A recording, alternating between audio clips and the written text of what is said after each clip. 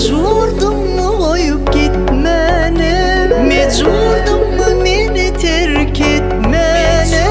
Mecburdum mu yüreğimi parçalamaya? Seni görürsüm gelye sensiz kıymama.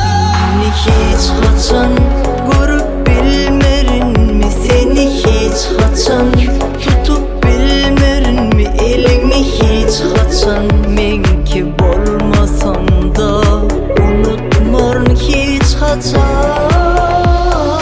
Hiç kaçan görüp bilmerin mi? Seni hiç kaçan tutup bilmerin mi? Elini hiç kaçan men ki bolmasam da unutmarın seni hiç kaçan.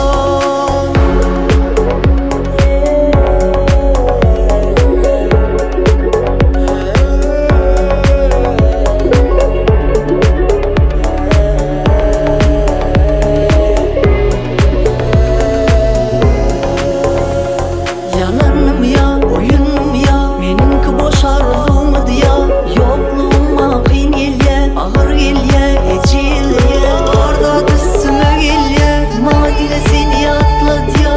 Seni görürsüm gelye, seni görürsüm gelye. Hiç kaçan görüp bilmerim mi? Seni hiç kaçan tutup bilmerim mi? Elini hiç kaçan men ki bolmasam da unutmam seni hiç kaçan.